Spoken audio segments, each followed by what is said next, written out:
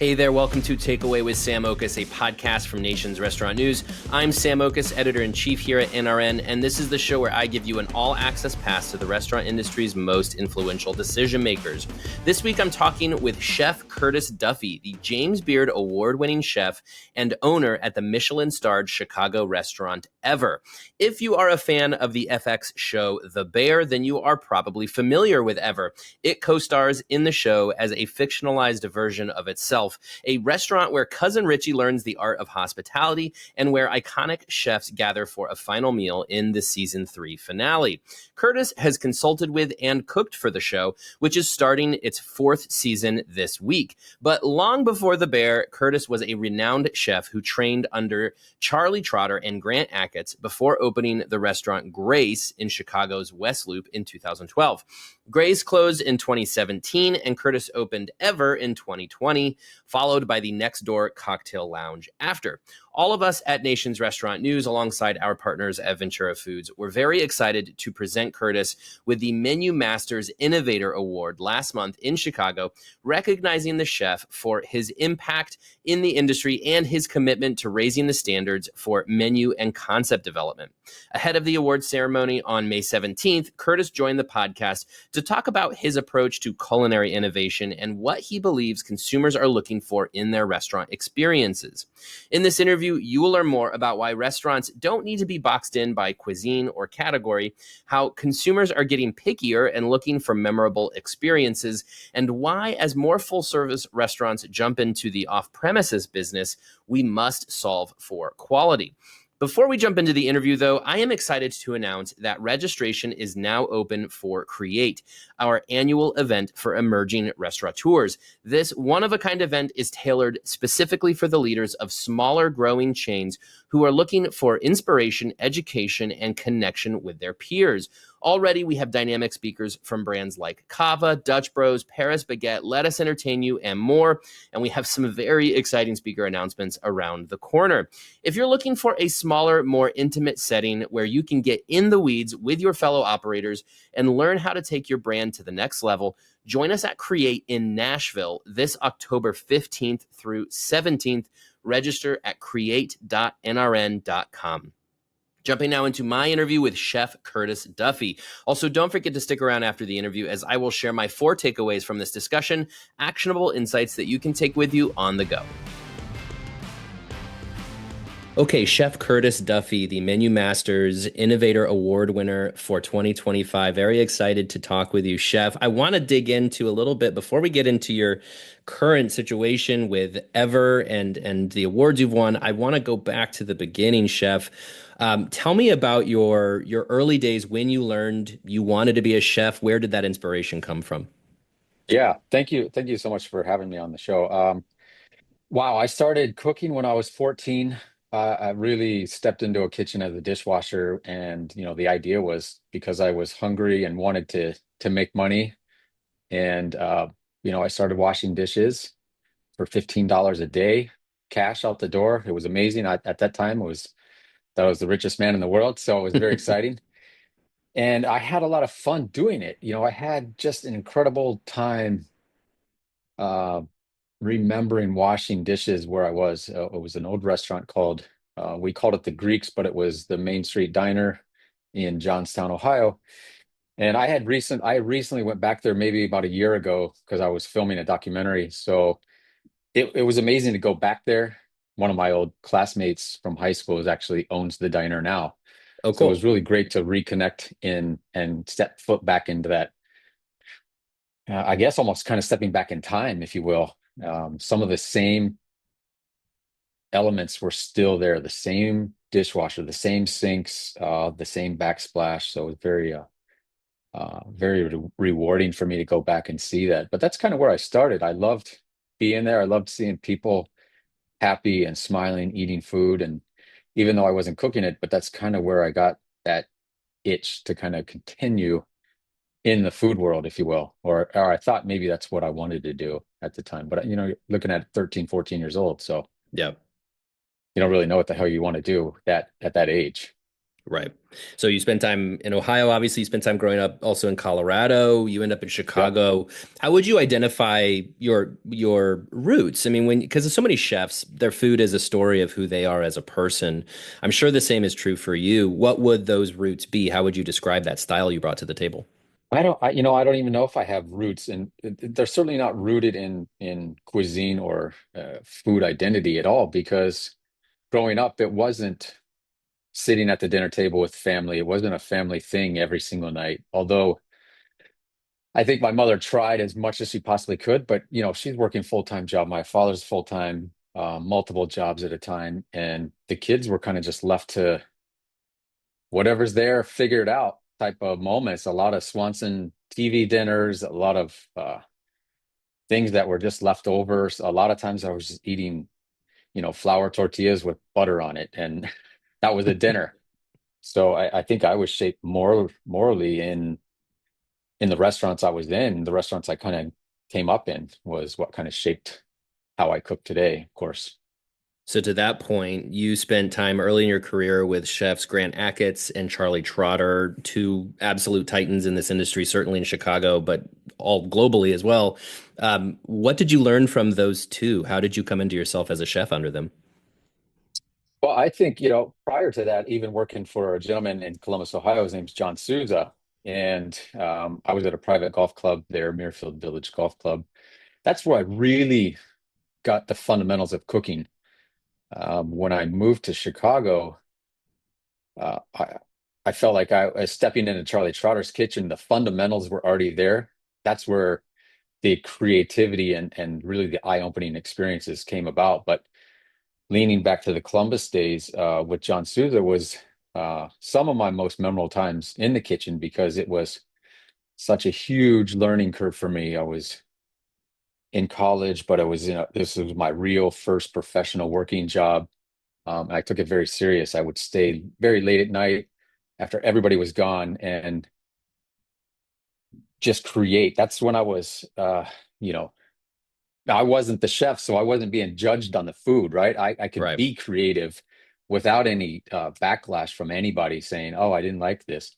Now, not all the time did it go on the menu, but I was able to create unique things late at night, and that's when I really, really had the fun. But then moving to Chicago, of course, working for Charlie Trotter had a different, completely different discipline to it. That time really pushed me personally and professionally in my career. Leaving there to go work with Grant Achatz at a small little restaurant called Trio, which is just north of the city in Chicago. And, I went on to be the pastry chef there and spent a couple years there. And right around that time is when Grant was closing Trio and opening Alinea. So Grant had invited me on to be part of the opening team as the chef de cuisine. Ran the restaurant for a few years and then went on to do Avenues. That was kind of like my first. No, I didn't own the restaurant, but it was kind of like my first platform, if you will, to kind of stand out in front of everybody as the chef and tell the world this is what I want to do. This is my cuisine. So how would you define your cuisine and how would you say that's evolved from avenues to grace to ever? Well, I've always looked at my cuisine as really a personality cuisine. It's cuisine that's rooted in things that I really enjoy eating, flavors that I enjoy eating. It's a combination of world travel that I've been lucky enough to travel the world and experience foods and cook all over the world as well. So those are all influences, and I would have to say, like, starting at Avenues as the chef and to where I am today, all the travels in between have really shaped how I think of food and how I look at food. And I'm not a chef that really follows trends at all, so I don't pay that close attention to it. Although I have my finger on what is going on in the world of food and gastronomy, but not one to certainly follow. I'm one to just kind of do my own thing, and you know, I've always been that guy. I just want to do my own version of something. Sure. There's an artistry to that. I mean, I think obviously in the culinary world, chefs especially are as close as we get to artists. You are an artist to be able to do that. Where do you, as any artist, an artist has to find inspiration and has to, obviously have some place that they're coming from. How do you draw inspiration that then ends up on the plate? For me, it's inspiration really can come from anything. I heavily lean on music. I think of seasonal menus almost as an album or a LP, a record that a band would put out. And I have a band here called Ever, and I have another band called After. And each season, 4 times a year, 5 times a year, 6 times a year, we get to put out a new album. And for me, that's pretty awesome. Although, we do get judged every single day on what we do, which is, that's what we signed up for. I'm okay with that. And that's again, that's why I always say like I'm not that guy who is following the trends, and I'm not looking for validation as to like the newest thing. I'm doing what I want to do, and as an artist, most artists would say that's to be successful. You just do what you have to do, what you want to do, what you love to do, and not worry about what everybody else thinks. I've always had a perspective where I cook for myself, and it's not coming from an arrogant way, but I have to be happy with what I produce before I can let that out into the world. And if Yep. I'm not happy with it, it never gets released. And I think any artist would do the same. If you're looking at a painter, and they paint this beautiful piece, and they're not 100% happy with it, chances are it's not. You're never going to see it. Right. Never going to see it. They're probably not going to just put it out there just because they painted it. They're going to want to make sure it's right. And I feel the same way with my cuisine and dish by dish. If I'm not 100% happy with that dish, it doesn't never makes it to the menu. Sure. I love the music example. I'm a big music guy, so that makes a lot of sense to me. But if there's one thing I know about bands, it's that you build a fan base, and then that fan base almost can never be happy unless you give them what they fell in love with in the first place. So, Yeah, of you course. two can never do better than the Joshua Tree, in my opinion, right? So, I Yeah, mean, as a chef, like what pressure do you have? Because at the end of the day, your fans are your guests. They're the ones who yeah. are coming to make you a profitable business. How do you give them what they want, but also finding that balance so you can stay creative? I'm also that chef that is I don't have a huge repertoire of dishes that repeat. That is my style. I've believed in that since day one. Is like I'm not going to be the guy who's uh, continuing to repeat a dish. Although I have a few dishes that seem to never come off the menu, but they're certainly off the menu now. But time to time they'll come. They'll make a revisit for special occasions. Maybe it's an exceptional product this time of the season, and we're going to showcase that. But for the most part, I'm not the guy who's going to just put it on there just because the guests want it. We always just try to encourage them to, I think, trust us that we are handling the ingredients the best that we can possibly handle them in the most creative way that we think expresses our voice. And they trust us and allow us to do that. So, You mentioned not kind of falling into that trap of following trends or something like that. Of course, if we look at the chain restaurant industry, that's like all they want to do. They want to find that thing that's buzzy or it's on social media or mhm. whatever. For you, how do you select ingredients to work with and move past that, right? Because you're not going to do an avocado toast just because the millennials want the avocado toast, right? Yeah, So how right. do you figure out like I'm going to zig where others zag? What does that process look like? Well, that's a great question. And it's always been my philosophy. It starts with the ingredients. So the ingredients dictate exactly what I'm serving every single season. So I'm not following that trend. If we're staying on the avocado toast moment, avocados might be at the height of the season. That doesn't necessarily mean that I'm going to serve avocado toast and please all the guests. It's just not what I would do. I would take that avocado and try to look at it a different way, and maybe do a riff on avocado toast in my style. Let's there's other ways to eat avocado, and let's explore that. That's kind of what we have to do. Yeah, that makes a lot of sense. It doesn't, Um, it doesn't pigeonhole us into a certain style of cooking. It allows us to give a lot of freedom in whatever direction we want to go. Well, it's interesting though too, because it's like the restaurant industry does tend to become very trend focused. Again, I've covered this industry for 16 years, and I see so many things kind of come and go, whether that's a specific diet, a specific ingredient, a specific type of restaurant. I mean, I'm sure you're thinking you have to think as much 5 years ahead, 10 years ahead as you think of right now, and how to stay a sustainable restaurant, a business operation. So when you look ahead, what do you see coming? What do you make of the restaurant industry today and the experience that consumers want?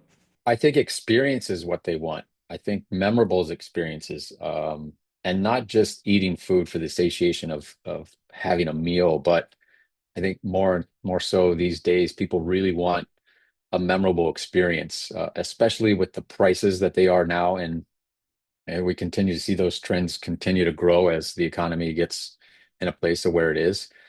Restaurants have to adapt, and adapting in a way that everybody, whoever can afford to go out, they're going to be even more choosier as to where they dine and where they spend their dollars.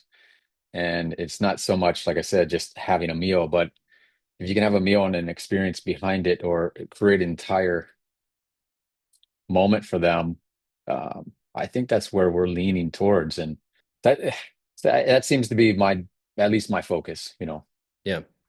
And to that point, I guess the other side of that is to look a little bit at the past. The last 5 years for everybody as diners has been incredibly eventful, of course.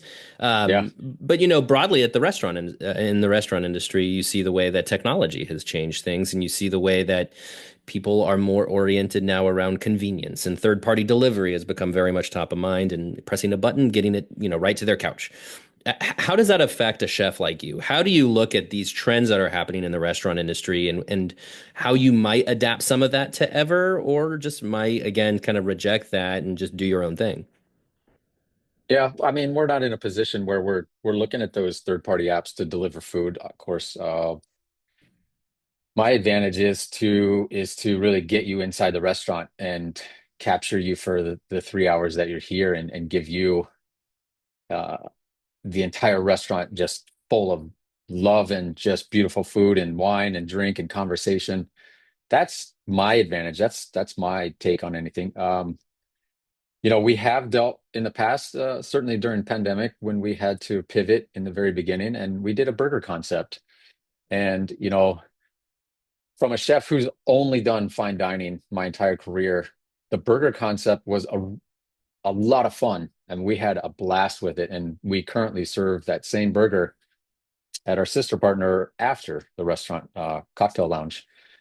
The struggle as a chef being at that caliber was watching your product. You put all this love into it, even though it is a burger. I mean, you still put that same effort, the same love, the same passion into that burger, to see it getting wrapped up in foil, put in these certain boxes, and end up delivered, hopefully in a timely fashion, more chances than not, not in a timely fashion, and possibly in someone's trunk.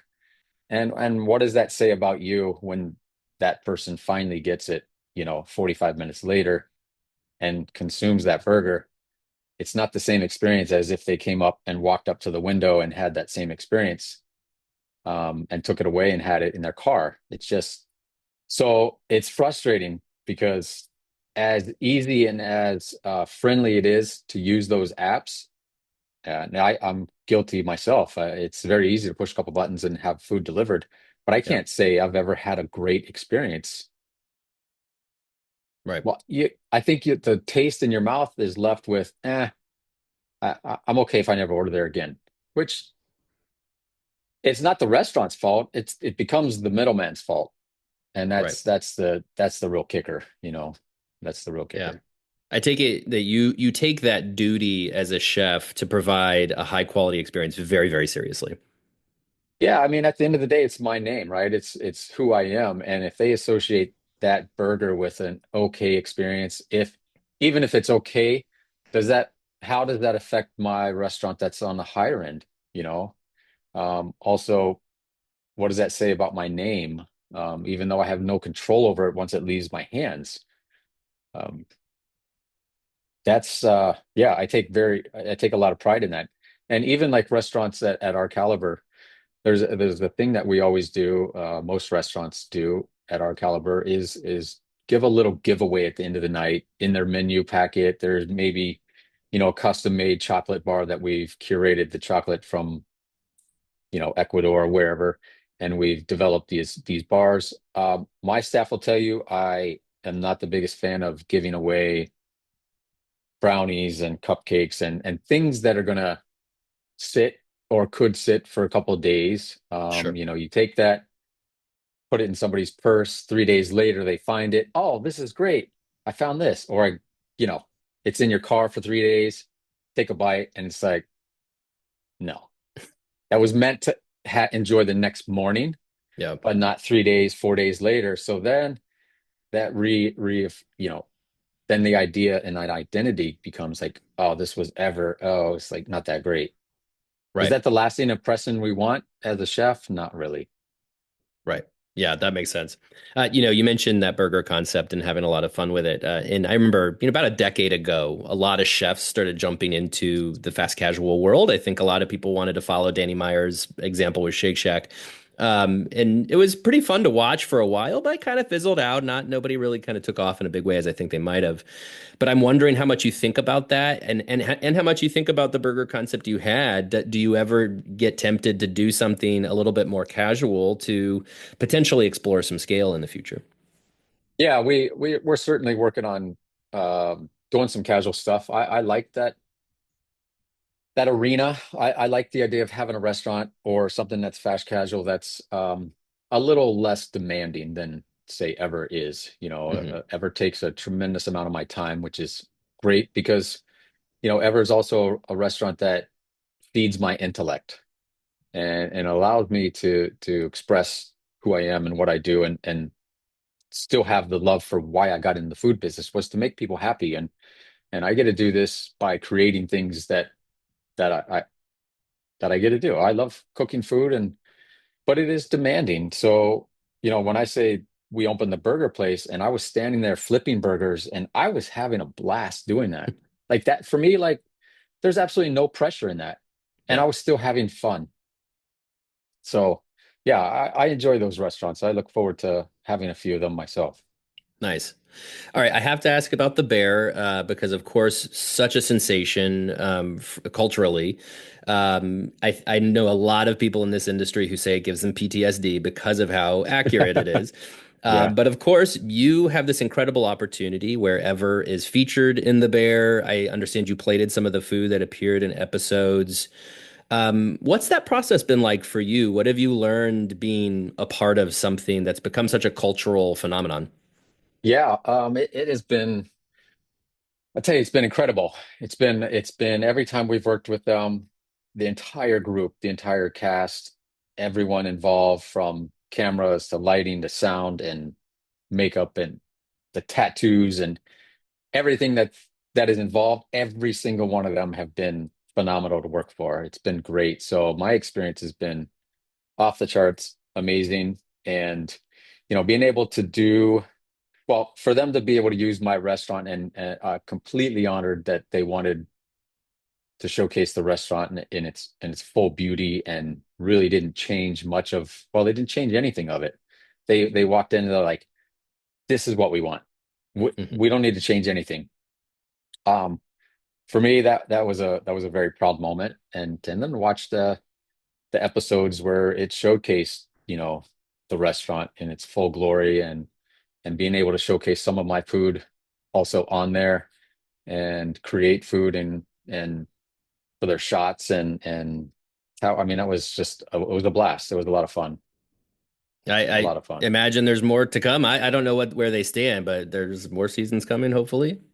There's I do know there's season four. I sometime I think in June of this year. I'm not really sure what is I don't think they've announced a date yet, but I think it's been June every year since they've released it. So I would imagine they're going to stay on course with that. We'll see how that pans out. Sure. All right, Chef, last question. We're very excited to give you the MenuMasters Innovator Award. And there's a long list of chefs who've won this award before you. But just to name a few, Stephanie Izard, Paul Kahn, some fellow Chicagoans there, Chef Merhawan Arani last year. What does it mean for you to be in a company of chefs like that and to be recognized for something such as innovation? I mean, it is a complete honor, and I'm eternally grateful for receiving this award. It is something that I personally never got in the business to receive awards. I started cooking, like I said, when I was 14. So awards were not a thing. Actually, people were telling me you should not cook. This is one of the worst industries to be in. It's incredibly hard. You're going to work your ass off for almost nothing. But I would beg to differ now in these days because I'm rewarded in so many different ways from incredibly, I get to see incredibly happy people. I get to build a restaurant empire that, I'm able to employ hundreds of people and take care of their family and their children. That's incredibly rewarding. I don't care how many hours I have to work for that. That's incredibly rewarding. And, you know, of course, all the accolades that come with that, it just validates that you're doing something great. You're doing something worthwhile. And I'm eternally grateful. So thank you. It's very, very exciting. We're very honored to be able to give you that award. So, Chef Curtis Duffy, thanks so much for your time. Thank you. I appreciate it. That was my interview with Chef Curtis Duffy. So, what should you learn from this interview? Here are my 4 takeaways. My first takeaway is that restaurants don't need to be boxed in by cuisine or category. Now, look, first thing I recognize is that what Chef Curtis is doing at Ever is much, much different probably than what a lot of you are doing at your restaurants. This is a restaurant with 2 Michelin stars, James Beard Awards. It is high level stuff, but there's so many applications to what I think he's doing with menu innovation at Ever that are applicable to all size restaurants, whether it's big chains, independents, and more. And one of the things that he talked about, Curtis, was saying how, in creating his menu, he doesn't ever feel like he needs to stick to one type of cuisine. He just serves food that he likes, ingredients that he enjoys. Whatever he is kind of feeling at his whim is what he cooks and puts on the menu. Now, it's a little harder for a restaurant, say like a burger chain or a pizza chain, to do something like that. But what I really want to boil this down to is kind of trust in the customer, because when you go to Ever, you're there for an experience, and we'll talk about that in a second. But you're there for the experience of eating the food that Chef Curtis and his team have prepared for you. And you're trusting them to give you a great meal no matter what is on the menu. And I think that's something we should take to heart with customers of even chain restaurants. I suspect that in the coming years, we are going to have this crush of creativity as restaurants try to meet demand from customers for something new, something different, something adventurous. They're going to be sick of value and discounting. They're going to be looking for more creativity. And as restaurants rush to meet that demand, you will be looking for foods, ingredients, flavors that differentiate your concept from others. Lean into the trust that your customer has with your restaurant. Take some big swings. Try things that you think are interesting, fun, or different, because your customer will go along with you. Don't be boxed in by whatever category you're in, whatever cuisine you're serving. Just serve great food. That's what Chef Curtis is doing at Ever. That's what certainly independent restaurants, fine dining restaurants have that trust and have that expectation that they can get away with it. I just think, I think we could try to do this even at the chain restaurant level, all the way down to fast food. You just have to take a few chances and lean into that trust. My second takeaway is that restaurants are art. So why not draw inspiration from other mediums? Perhaps I geeked out a little bit too much on this, but I love the part where he gets into comparing his menus to albums from bands. I'm a big music guy, so this just struck a chord with me, but what a cool reference point, right? Because as you and your restaurant maybe do LTOs, put out maybe seasonal menus if you're a higher end restaurant, as you do this, what are you comparing it to? Are you just rinse, wash, repeat? Well, this is what we do every season, so I guess this is what we're going to do the next season. You shouldn't do it that way. Try to draw inspiration from other things outside of your restaurant. For Curtis, that is bands, music, albums. He's restarting with a new album, putting out a new album every season. What could inspire you? Look around you and look for other, whether it's art, because again, restaurants are art, or maybe it's something else entirely, but look for anything that represents change, represents turnover, seasonality, and try to play with some of those ideas as you come up with some new menu offerings for your restaurant. I'm always going to be here for the music. Maybe music needs to inspire you in your restaurant as well. Think about the artists that are creatively assembling an album every 2 years or so. Think about how they take it on the road and they perform it on stage. Think about the time they spend together as band writing things. Maybe there's ideas you can draw from that you can put into your menu. Whatever it is for you, try to step outside the box a little with your innovation, with your menu development especially. Try to look at other art forms, look at other mediums, and think, what can I pull from these that I can bring into my menu? My third takeaway is that consumers are getting pickier and are looking for memorable experiences. So as I mentioned before, the experience Curtis is creating at Ever is distinct. And look, this is, again, a Michelin-starred restaurant, James Beard Award winning, hard to get into. This is not a drop by for a meal kind of place. This is an experience, no matter who's going there and when you're going there. What you're going there for is that experience. But I think there's lessons here, again, for all restaurants, which is, Curtis talked about the fact that when he has guests in his restaurant, he has the advantage of they're sitting down in his restaurant and they're kind of not at his mercy, but they're within his control. He controls then what they experience with their senses, and especially what they eat. And with that kind of control, he wants to develop this great experience that is memorable. Because if you create that memorable experience, of course, people might come back. Certainly that's what you want in a chain setting. But you're also impacting the lives of your guests in a way that it can only do good things for your restaurant, because they might go tell their friends about your restaurant. They, if they don't come back, at least there's some sort of positive influence that they can bring to your restaurant by having that memorable experience. What are the ways you can create great experiences? We've talked about this a lot on the last several episodes, that, experience is becoming more and more important to the guest. You could have an experience like this, prefix menu that is Michelin-starred worthy, or the experience could just be in the hospitality your waitstaff provides to your guests, or it could just be, in the new flavors you're bringing to the table. It's in your control is the point I'm trying to say, because that's how Curtis described it, is that control he has is, this standard he takes very seriously and wanting to create that memorable experience. But also just the fact that, again, in this climate that we're in right now, customers are picky. They deserve a great experience, because when they spend their money on a meal at a restaurant, they're not doing so lightly. Give them the memory they deserve, and, try to find some fun, new, creative ways to create that memorable experience. My fourth and final takeaway is that as more restaurants, more full-service restaurants jump into off-premises business, we must solve for quality. So I'm recording this on a day when we're talking a lot about Darden and how Olive Garden's sales are up, because, now Olive Garden is doing third-party delivery and doing a lot of campaigns now with Uber to try to get the food out there, and that this has been incremental business for them. And Olive Garden is learning what already a lot of other restaurants have learned, is that, by really leaning into off-premises business, you can get incremental sales and you can build the business and drive traffic and all those good things. Now, Olive Garden didn't jump into third-party delivery initially because it's worried about really transferring that experience that they want to create within their restaurants to the delivery driver and that time it takes to get to the house of the customer who ordered the food. Those are rightful concerns. And that's the same kind of concerns Curtis Duffy has. Now, I am not comparing Ever to Olive Garden.